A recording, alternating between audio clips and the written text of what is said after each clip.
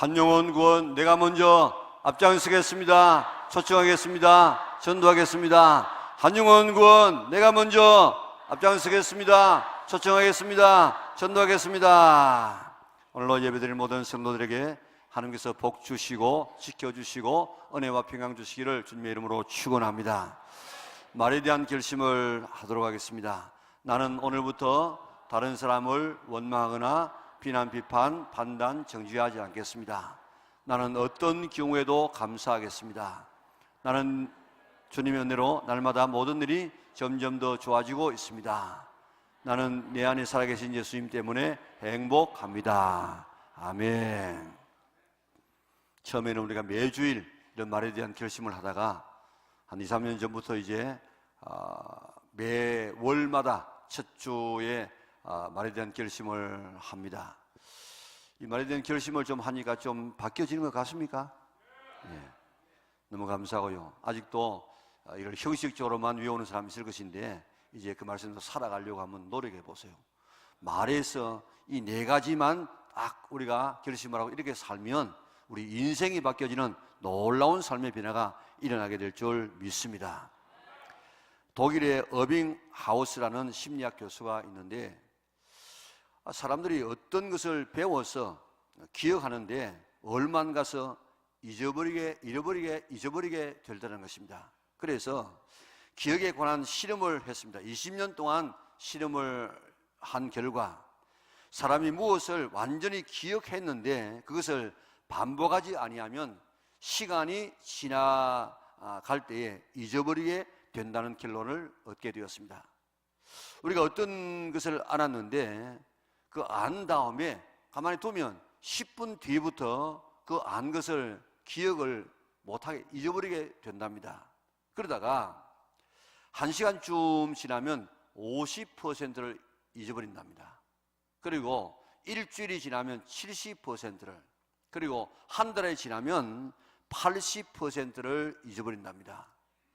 자, 여기 있는 그림처럼 보세요. 처음에는 다 이렇게 기억했다가 시간이 갈수록 망각하는데 이것을 어빙하우스의 망각 곡선 이론이라 하는 그런 이 그림입니다. 자, 그러면 지금 이렇게 시간이 갈수록 자꾸 잊어버리게 되는데 어떻게 하면 잊어버리지 않고 계속해서 기억할 수 있는가? 이 심리학에서는 두 가지 방법을 제시하고 있는데 우리가 기억했습니다. 아까 이야기했던 것처럼 10분부터 잊어버리기 시작하는데 1시간 되면 50%를 잊어버리게 되어지는데 잊어버리기 전에 기억을 또 다시 회복하게 되어지면 그 기억이 오래 갈 수도 있고 또 한 가지는 각인식이요. 아주 그 자극을 주어가지고 우리 마음속에 딱 이렇게 박히게 하는 이 두 가지를 통해서 우리가 오래 기억할 수 있다는 것입니다. 그래서 내가 지금 알고 있는 것을 1시간 뒤에 10분 정도 다시 알았던 것을 다시 기억하면 그게 일주일 간다. 일주일 뒤에 다시 그 기억했던 것을 갖다가 2분 정도만 다시 꺼내가지고 기억을 해도 그게 한 달 간다. 한 달 뒤에 다시 기억했던 것을 끄집어내가지고 기억하게 되어지면 잠시만 기억해도 그 6개월 간답니다. 그러니까 어떤 것을 기억하려고 하면은 짧지만은 계속 잊어버릴 정도가 되어지면 기억하고 또 기억하고 기억하게 되면 오래 기억을 할 수 있게 된다는 것입니다. 하나님의 은혜도 그렇습니다. 청량할 수 없는 하나님의 은혜를 받고 있지만은 깨닫고 감사하는 것은 정말 미미합니다. 그래서 잊어버리고 몰라서 감사하지 못하고 감사해야 될 것을 오히려 불평하며 원망할 때가 많습니다. 수자원 공사에 의하면 우리나라의 지하수 양은 거의 측정할 수 없는 엄청난 어마어마한 양인데 570억 입방미터의 물을 겨우 3%만 우리가 사용한다는 것이 다 흘러보내고 쓰지 못하고 3%만 우리가 사용한다는 것입니다. 하나님의 은혜도 한이 없지만은 다 잊어버려서 감사하지 못하고 불평할 때가 많은 것이 우리 인간의 삶입니다. 하나님께서도 인간의 이러한 망각증을 알기 때문에 잊어버리기 전에 기억하도록 하나님께서 장치를 마련했어요. 잊어버릴만 하면 또 기억나게 만들고, 잊어버릴만 하면 또 기억나게 해서 하나님의 은혜 가운데서 계속 살게 하십니다. 그 방법이 바로 절기입니다. 절기. 그래서 하나님은 3가지 절기를 줍니다. 물론 본래는 7가지 절기인데 그 가운데서 3가지 절기가 대표적인 절기인데, 이 절기는 모두가 다 감사 절기예요. 6월절 구원의 은혜 감사하고, 77절 우리가 먹고 살아가는 물질적인 은혜에 감사하고, 우리 장막절 하나님의 보호에 대해서 감사하는 이 3가지 감사를 함으로 인하여서 우리가 내 감사 속에 있도록 만드는 것이 하나님의 뜻입니다. 잊어버릴만 하면 또 감사해라, 잊어버릴만 하면 또 감사해라. 그래서 늘 감사 속에 살게 하는 것이 하나님의 뜻입니다. 그 위대한 다윗이 된 그 원인이 바로 여기에 있습니다. 그는 정말 감사의 사람이었고, 그러니까 하나님의 은혜에서 벗어나지 아니하고 계속해서 은혜 안에 살아갈 수가 있었습니다. 하나님으로부터 받은 바 은혜를 잊어버리지 않고 기억하는 것이 다윗이 다윗되게 한 비결이었습니다. 오늘 본문 1절 2절을 우리 같이 한번 읽어보겠습니다. 내 영혼아 여호와를 송축하라. 내 속에 있는 것들아 다 그의 거룩한 이름을 송축하라. 내 영혼아 여호와를 송축하며 그의 모든 은택을 잊지 말지어다. 아멘. 내 영혼아 여호와를 송축하라 했는데, 여기 송축한다는 말, 송축은 노래한다는 그런 말인데, 노래한다고 하는 말을 쓸 때는 이 말이 아니고 쉬르나 자마르 하는 이런 말을 씁니다. 그런데 오늘 이 본문에는, 우리가 읽었던 이 본문에는 원어가 그런 이 쉬르나라든지 자마르가 아니고 바라크 하는 말을 씁니다. 여기에 쉬르나 자마르는 노래한다, 송축한다 그런 말이고, 바라크는 복을 빈다, 축한다 그런 뜻이에요. 그런데 어떻게 우리가, 사람인 우리가 복의 근원되고 복의 덩어리가 되는 하나님에게 우리가 하나님 복 받으세요, 하나님을 축복합니다, 어떻게 그렇게 할 수 있겠습니까? 그렇기 때문에 이 바라크가 하나님에게 쓰일 때는 감사하라 그런 말로 바뀌어집니다. 그래서 현대어 성경에는 송축하라는 말이 아니고 감사하라 그렇게 바꾸어 놓았어요. 그게 바른 번역입니다. 그리고 2절의 모든 은택을 하는 이 말을 쉽게 말하면 모든 은혜를 그렇게 바꿀 수 있습니다. 그러니까 다윗은 내 영혼아, 그런데 영혼은 단순히 우리 속에 있는 육체하고 관계없는 이 영혼만을 이야기하는 것이 아니고, 여기에 영혼이라는 말은 내 존재 자체를 말하고 있습니다. 내 몸과 온 영혼 전체를 가리키고 있는데, 그래서 다윗은 다윗아 여호와께 감사하라, 여호와의 모든 은택을 잊지 말라 그렇게 자기가 자신에게 명령하고 있어요. 왜냐하면 자꾸 자기가 잊어버리니까 자기 영혼을 막 깨워. 다윗아 일어나라, 깨어라, 감사 깨어라, 잊지 말라 그렇게 지금 말하고 있습니다. 한번 따라하겠습니다. 성진아 하나님 앞에 감사하라. 성진아 하나님의 모든 은혜를 잊지 말라. 오늘 여러분들의 이름을 넣어가지고 다윗아 여호와께 감사하라, 다윗아 여호와의 모든 은혜를 잊지 말라, 이렇게 감사를 잊어버리려고 하고 있는 나를 깨울 수 있기를 바랍니다. 그래서 언제나 감사 속에 있기를 바랍니다. 왜요? 사람은 망각하니까. 어떻게 망각한다고 했습니까? 1시간이 지나면 얼마를 잃어버린다고요? 50%. 일주일 지나면, 하루를 지나면, 보세요, 모르는 거 보세요. 그러니까 잊어먹는다고. 하루를 지나면 70%, 한 달을 지나면 80%. 자, 그렇기 때문에 계속 기억하고 하려고 노력하지 않으면은 우리는 잊어버려요.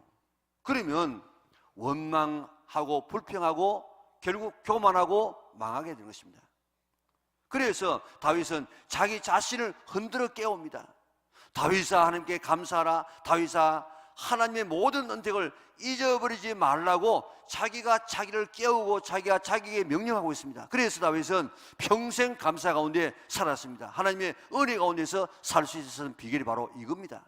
뿐만 아니고 시편 116편은 저자가 지금 밝히지 아니하는 이 시편인데, 학자들은 이야기하기를 이것 다윗이 쓴 시편이다. 왜냐하면 모든 문체라든지 모든 상황을 보면 바로 다윗의 작품이다, 그렇게 말하고 있는데, 거기 12절에 보면 여호와께서 내게 주신 모든 은혜를 무엇으로 보답할꼬.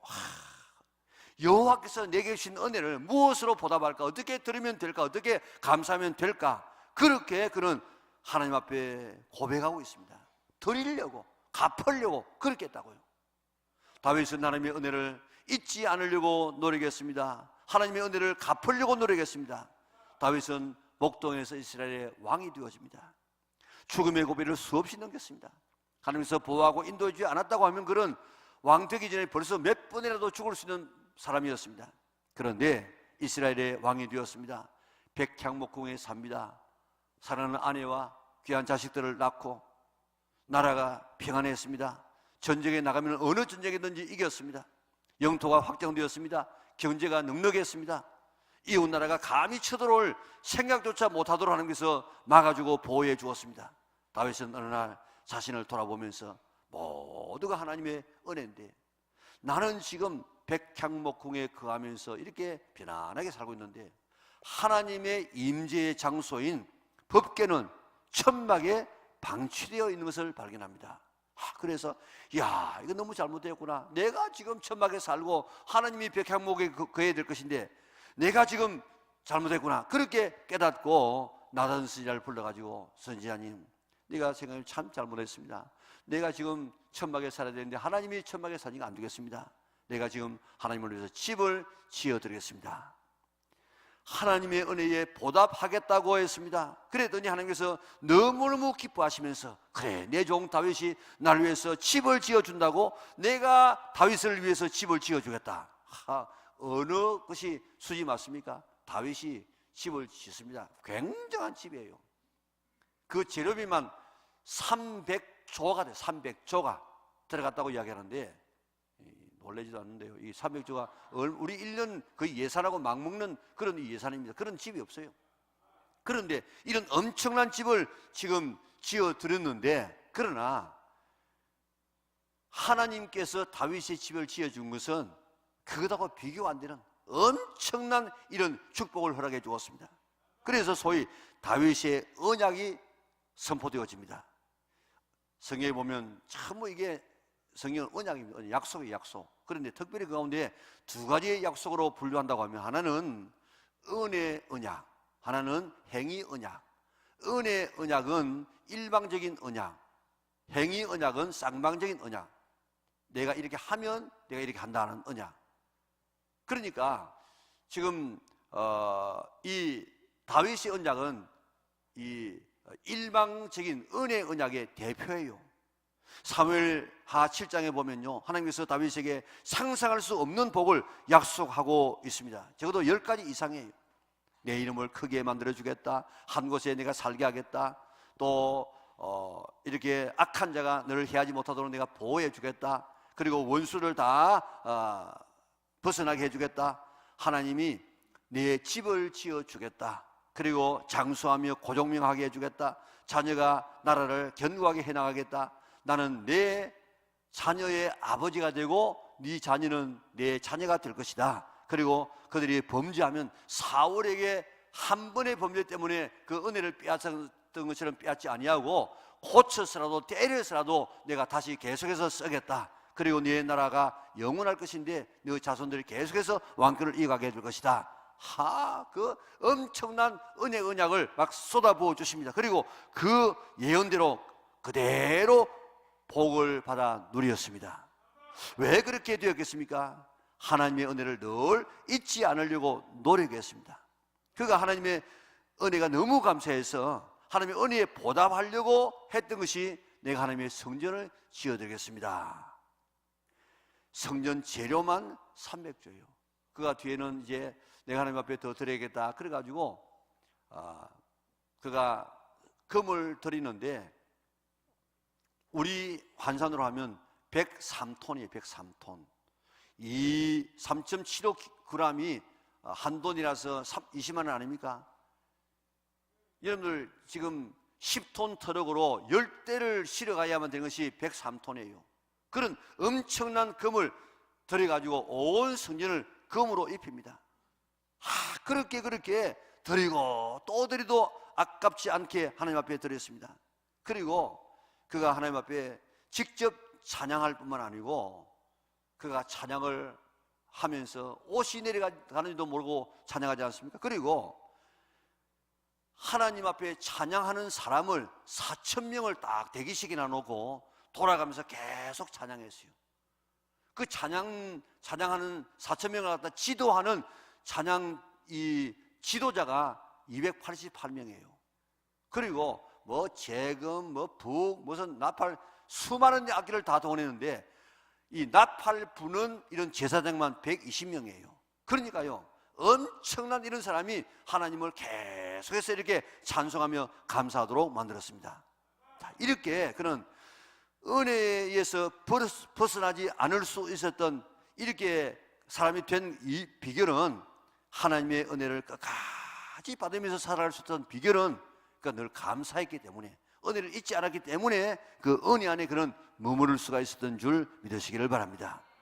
다윗은 하나님의 은혜만 감사하고 기억하고 갚으려고 한 것이 아니고 사람의 은혜도 기억하고 갚으려고 했습니다. 하나님의 은혜로 그가 왕이 되어졌지만은 요나단 아니었으면 왕 될 수 없어요. 그런데 요나단, 이거 뭐 연인의 사랑보다도 더한 사랑을 가지고 사랑해 주었던 왕권을 갖다가 양보하는 이런 사랑 때문에 그가 왕이 되어지는데, 왕 되고 난 다음에 요나단에게 은혜를 갚으려고 하니까 이미 죽었어. 어떻게 하면 되겠는가 찾아보았어. 그러니까 그의 아들 머비보셋이라는 아들이 있는데 그가 도망가다가 떨어져 가지고 다리가 절었어요. 숨어 가지고 그저 혹시나 나를 죽이지 않을까 그렇게 떨고 있는 그 있는데 그를 불러 가지고 내가 너에게 아버지에게 받은 은혜를 너에게 갚으려고 한다. 그러면서 한 상에서 같이 밥을 먹는다고요. 전 왕의 자식을 보호하는 이것은 잘못하면 나라가 이제 반란을 일으켜서 지금 있는 왕을 내몰아버리고 전에 있는 그 왕자를 중심으로 왕국을 세워나갈 수 있는 아주 위험한 일입니다. 그럼에도 불구하고 그런 받은 바들을 그대로 지금 머비보셋에게 갚는 모습을 볼 수 있습니다. 다윗은 이렇게 하나님의 은혜에 감사해서 사람의 은혜도 잊지 아니하고 감사하려고 이렇게 노력했습니다. 다윗처럼 받은 은혜에 감사하려고 힘쓰는 성도들 되시기를 바랍니다. 은혜를 잊지 않으려고 노력하시기를 바랍니다. 받은 은혜 드리려고 애쓰시기를 바랍니다. 이것이 내가 사는 길이에요. 내가 감사하면 내가 살아요. 내가 감사하면 내가 복을 받아요. 내가 감사하면 내가 은혜 가운데 살아갈 수 있는 비결이 되는 줄 믿으시기를 바랍니다. 그렇기 때문에 남을 위해서가 아니고 나를 위해서 늘 감사하는 성도들 되시기를 바랍니다. 다음 주일은 추수감사주일인데 추수감사주일에 그 뿌리는 장막절입니다. 그런데 현대 우리가 지키고 있는 이 감사절은 청교도들에게서 그 모습을 찾을 수 있습니다. 영국에는 헨리 8세라는 그런 왕이 스페인 왕의 그 공주와 더불어서 가정을 이루었습니다. 캐서린이라고 하는 그런 이 공주를 데려와서 결혼을 했습니다. 그런데 15년 동안 결혼 생활을 했는데 아기가 나오면 죽어요. 나오면 죽고 그래가지고 겨우 15년 동안에 아기 하나 건졌는데 메리라고 하는 그런 아주 베리베리한 그런 이 딸애를 겨우 이렇게 살렸습니다. 헨리 8세는 좀 아들을 두어가지고 자기의 왕권을 좀 강화했으면 좋겠다 그렇게 생각하고 캐서린과 이혼을 합니다. 그리고 자기의 궁녀 볼레인이라고 하는 이 궁녀와 더불어 결혼을 합니다. 그러니까 교황청에서는 캐서린을 다시 이렇게 합치지 아니하면은 파문한다. 파문은 바로 죽는 것보다 더한 벌입니다. 파문하겠다고 했습니다. 그러니까 헨리 8세는 1534년에 국회의 결의를 거쳐가지고 로마 교황으로부터 독립하여서 영국 왕이 교회의 수장이 되는 국교교회를 만듭니다. 그게 지금 우리 주변에 있는 영국 성공회입니다. 자, 그래가지고 이제 성공회를 중심으로 해서 왕이 그 교회의 수장이고 어른이고 왕 마음대로 지금 하는 이런 교회가 되어지니까 그저 말씀대로 살지 않습니다. 그래서 말씀대로 경건하게 살려고 하는 그런 무리들이 태어나게 되어지는데 이 사람들이 바로 청교도들입니다. 캐서린은 아들을 못 낳는다는 이유로 메리와 함께 시골로 유배를 갔습니다. 궁녀인 블레인이 왕비가 되어졌습니다. 그러나 오래 자라서 헨리 8세가 시장을 떠납니다. 에드워드 6세가 6살의 왕에 올랐지만은 7년 뒤에 죽습니다. 헨리 8세의 혈통은 메리라고 하는 이런 여자밖에 없습니다. 그래가지고 찾아가지고 메리를 왕으로 세웁니다. 그러자 메리는 영국의 국교인 성종회가 자기 어머니를 폐위시켰기 때문에 거기에 대한 앙심을 가지고 이런 교인들, 개신교들을 죽이기 시작합니다. 그리고 그는 천주교인이 되어졌습니다. 그래서 이 청교들이 더 있을 수가 없어가지고 저 네덜란드로 갑니다. 12년 동안 있어 보았지만 뾰족할 수가 없습니다. 그래서 우리가 신앙생활 제대로 하려고 하고 자녀를 제대로 키우려고 하면 여기에 있으면 안 되겠다. 우리 가자. 그래가지고 미국으로 지금 가는데 7년 동안 돌을 모읍니다. 그래서 메이플라워라고 하는 이런 배를 사가지고 102명이 이제 대서양을 건너가게 됩니다. 12월 26일 매우 추운 날, 2달 동안의 항해를 하고 거기에 도착하는데, 그러나 거기에 인디안들 때문에 올라가지를 못해요. 1달 반 동안 여기로 저기로 이렇게 헤매고 있는데 마침 자기를 받아주는 이런 인디안들이 있어가지고 플리무스라는 해안에 도착합니다. 거기 내렸을 때 혹독한 겨울입니다. 1년을 보냅니다. 102명 가운데서 52명이 시장을 떠납니다. 53명이 시장을 떠납니다. 그리고 49명이 삽니다. 반 이상 죽었다고요. 하나님이 예비한 인디안의 지도로 농사 짓는 법, 또 가을에 추수하여서 감사 예배를 드렸습니다. 초대 대통령 워싱턴이 11월 26일 날을 감사주일로 지키다가, 링컨이 11월 마지막 주일로 지키다가, 목요일을 지키다가, 루즈벨트 대통령이 11월 셋째 목요일을 국경일로 삼아서 추수감사주일로 지키도록 만들었어. 우리나라에 복음이 들어올 때 선교사를 통해 가지고 우리나라에는 11월 셋째 주일날 일반적으로 지키는데, 금년은 우리 초정주일 때문에 다음 주일날 한 주일 땡겨서 지키게 되어졌습니다. 이들은 그 열악한 환경 가운데서라도 감사했다고요. 7가지의 감사를 드렸는데 180톤밖에 안 되는 작은 배였지만은 그 배를 우리에게 주심을 감사합니다. 두 번째, 평균 시속이 3km밖에 안 돼.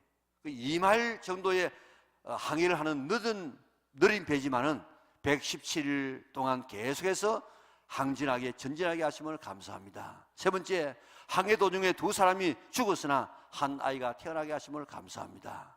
네 번째, 폭풍으로 중심되는 큰 도시 부러졌지만은 파손되지 않은 것을 감사합니다. 다섯 번째, 여자들 몇 사람이 파도에 휩쓸려 바다에 빠졌지만 다시 구조된 것 감사합니다. 여섯 번째로는 인디안들의 방해로 상륙지를 찾지 못하고 1달 반 동안 헤맸지만은 호의적인 원주민을 만나서 그곳에 상륙하게 된 것을 감사합니다. 일곱 번째, 고통스러운 3개월 반의 항해 도중에 단 한 명도 돌아가자고 하는 사람이 없었던 것을 감사합니다.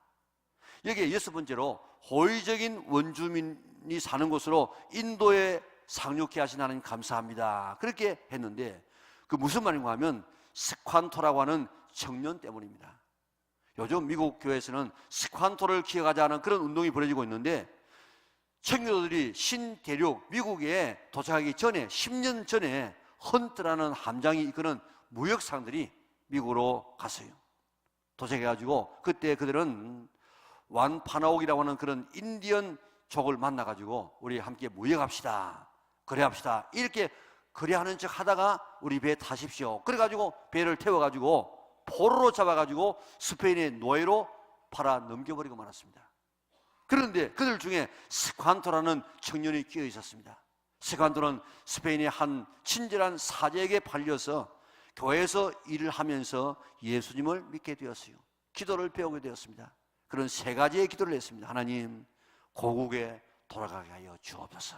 두 번째는, 고국에 돌아가되 나를 이렇게 판 백인들을 갖다가 미워하지 않게 하시고 백인들과 협력하여서 고향 땅을 스페인처럼 살기 좋은 곳이 되게 하여 주옵소서. 세 번째, 평생 하나님께 감사하는 삶을 살게 하여 주시옵소서. 이 세 가지를 기도했는데 그 후에 스관토는 사제의 도움으로 진실한 그리스도인이 되어지고 영국의 존 슬렌리라고 하는 사람의 집으로 팔려서 가게 됩니다. 거기에서 이런 이야기 저런 이야기를 다 들었던 이 슬란리의 도움으로 고향을 향해서 가게 될 수 있었습니다. 10년 만에 자기의 고향으로 돌아왔어요. 와보니까 당시에 그 전염병으로 인해서 자기 마을에 있는 사람들 다 죽고 마을은 폐허가 되어 있었습니다. 그러나 그 주변에 있는 사람 몇 사람과 더불어서 기도한 대로 하나님을 원망하지 아니하고 이제 마을을 이루고 또한 개간하기 시작했습니다. 바로 그 다음 해에 청교도들이 거기에 도착해서 스관토는 유창한 영어로 청교도들을 환영하고 정착하도록 도와주었습니다. 당시 청교도들을 인도했던 브레포드라고 하는 목사님은 그의 일기에 이렇게 기록하고 있습니다. 스관토는 우리의 유익을 위해 준비된 특별한 하나님의 도구였다. 그는 우리에게 옥수수를 어떻게 심는가, 낚시를 어떻게 하는가, 땅을 어디에서 어떻게 개간하는가를 가르쳐 주었다. 그는 죽을 때까지 한순간도 우리 곁을 떠나지 않고 우리의 친구가 되어 우리를 인도해 주었다. 그렇게 고백했습니다.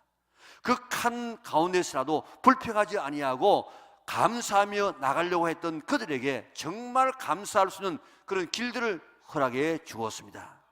추수감사절이 뭡니까?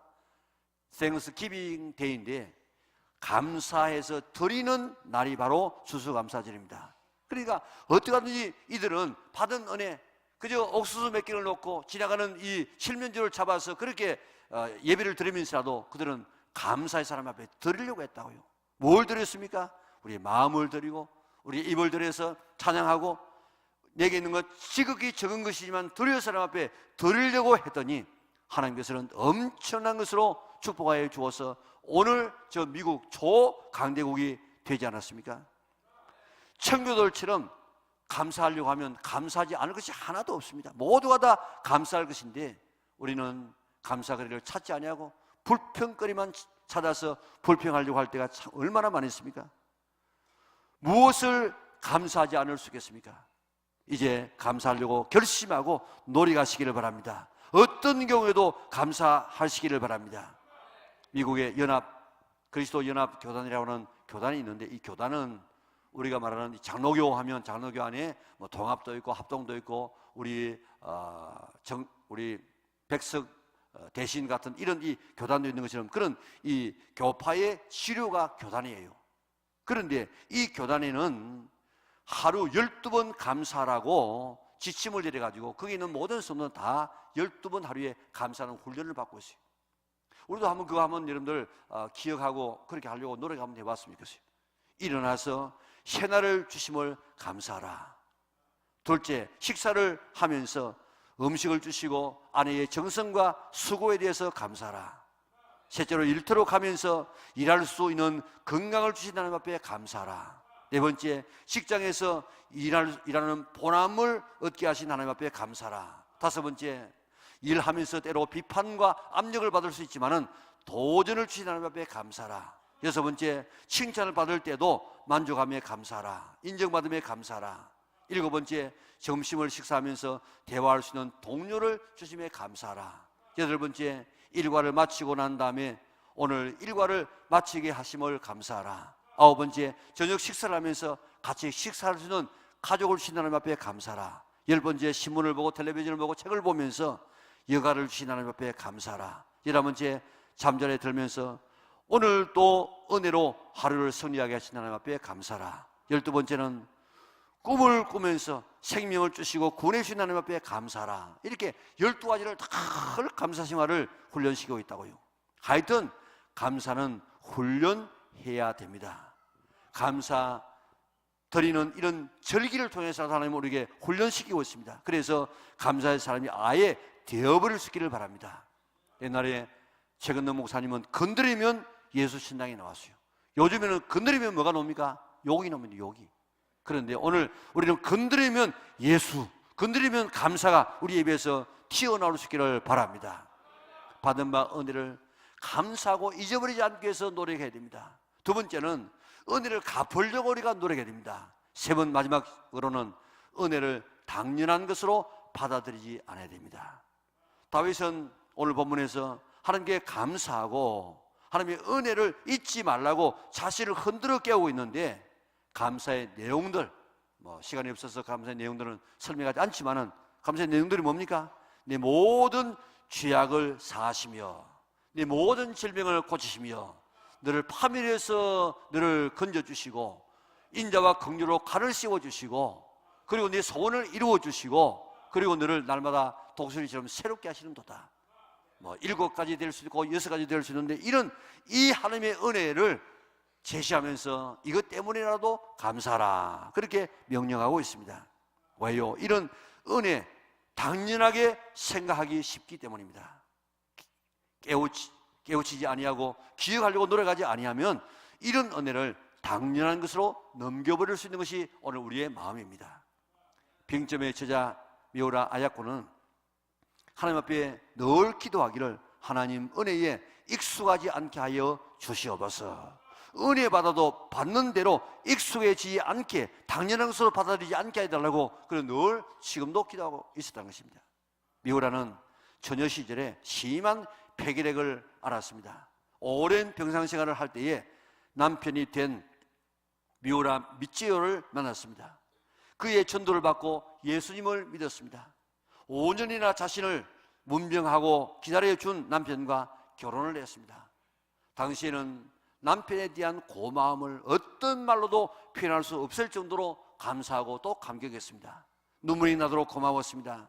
그런데 몇 년을 같이 살다 보니까 점점 그 고마운 마음이 시들해지더라는 것입니다. 남편과 함께 사는 것에 익숙해지면서 당연히 여기게 되어졌습니다. 남편에게 신경질도 내고 화도 내고 나중에는 이제 남편을 미워하기까지 해지더라는 것입니다. 어느 날 기도하는 중에 자신을 내가 이래서는 안 되구나 그렇게 깨닫고 하나님 앞에 기도하기를, 하나님 은혜에 익숙해지지 않게 하여 주시옵소서. 은혜에 익숙해지면 신앙이 형식적이 되어집니다. 감격이 사라집니다. 감사가 형식적으로 되어집니다. 감사는 껍데기만 남게 되어지는 것입니다. 내게 주신 하나님의 은혜가 얼마나 큰지 한번 찾아보세요. 당연한 것이 아닙니다. 내 모든 죄를 사해 주시고 내 질병을 고쳐주시고 파멸에서 건져주시고 오늘도 인자와 긍휼로 칼을 씌워주시고 오늘도 내 소원을 이루어주시고 오늘도 나를 날마다 새롭게 하시는 이 하나님의 은혜에서 관계되지 않은 사람이 누가 있습니까? 다 이런 하나님의 은혜를 우리는 받고 있다고요. 감사는 자연산이 아닙니다. 자연산. 한번 따라하겠습니다. 감사는 자연산이 아니다. 자연산이 뭡니까? 자연산은 저절로 크는 거예요. 지 말대로 지가 지금 자라고 있는 것입니다. 그런데 자연산에 대비하는 말이 뭡니까? 양식입니다. 양식. 감사는 양식처럼 키워야만, 가꾸어야만 되는 것이지 자연적으로 되는 것이 아니라 이 말입니다. 감사는 마치 화초와 같아요. 화초는 화단에 심어서 거름 매주고 또 거름 주고 김 매주고 이렇게 가꾸어야만 됩니다. 그런데 불평과 원망은 덜풀과 같아요. 덜풀은요 가만히 두어도 잘 자라. 불평과 원망은 그 교육해가지고 내가 오늘 불평해야 되지, 오늘 원망해야지, 그래가지고 막 교육하고 결심해가지고 우리가 원망하며 불평합니까? 아닙니다. 노력 안 해도 가만히 있으면 오늘 우리의 본성 자체가 이렇게 타락되어 있기 때문에 원망하며 불평하도록 되어져 있는 것이 우리의 삶입니다. 그렇기 때문에 우리가 늘 불평하고 불평하며 원망하지 않으려고 노력해야만 돼요. 가꾸어야만 돼요. 하나님이 계신 곳은 두 곳이라고 합니다. 하나는 천국이요, 하나는 감사하는 마음에 하나님께서 계신다는 것입니다. 유대인의 지혜로운 어머니들은 자녀들에게 감사를 이렇게 교육시킨답니다. 첫째로, 세 가지인데, 첫째로 모든 일에 감사하고 작은 일이나 큰 일이나 무조건 그저 감사, 항상 그저 감사, 항상 감사. 두 번째, 원망하는 사람과 놀지 말아라. 원망, 불평하는 사람과 만나면 그것이 너에게 전이 되어진다. 원망하는 사람과 사귀지 말아라. 세 번째, 감사하는 사람과 친해지고 감사하는 사람과 함께하라. 원망하고 불평하는 사람과 같이 해서 같이 망하지 않기를 바랍니다. 우리가 성경에 보세요. 모세 원망하며 불평하다가 죽은 사람들 보세요. 모세는 자기가 무슨 좋은 되려고, 지도자 되려고 그렇게 하지 않았습니다. 안 되려고 그런 거절했습니다. 그런데 하나님께서 억지로 이스라엘 백성들의 지도자를 삼았어요. 그런데 고라, 다단, 아비람 온 네 사람이 작당을 해가지고 이 모세에게 막 덤벼듭니다. 왜 니만 지도자냐? 우리도 같은 레위인이다. 그러면서 덤벼듭니다. 그 가족들이 다 동참했어요. 거기에 동조한 250명의 지도자들이 있습니다. 자, 그래가지고 성경에 보면 그 네 사람이 불평하니까 온 가족이 불평합니다. 그 사람들 어떻게 죽었습니까? 땅이 갈라져가지고 전부 다 빠져 죽었어요. 그러면 이 지진이 일어나가지고 거기에 합쳐 죽었습니다. 거기에 동조했던 250명이 불이 나와서 죽었습니다. 우리가 불평하는 사람, 원망하는 사람들과 같이 사귀고 같이 좋아하고 같이 그렇게 불평하게 되어지면 전염되어져서, 전이 되어져서 같이 죽는다는 사실을 잊지 않기를 바랍니다. 10명의 정탐군의 불평과 원망이 하룻밤 사이에 60만 명으로 200만 명으로 전이가 되어졌습니다. 다 죽었습니다. 같은 사건이에요. 같은 사건인데 어떤 사람은 불평하게 되어지고 어떤 사람은 감사할 수 있었습니다. 불평, 원망하는 사람은 끊임없이 불평만 바라봅니다. 그러다가 자기만 죽는 것이 아니고 같이 죽습니다.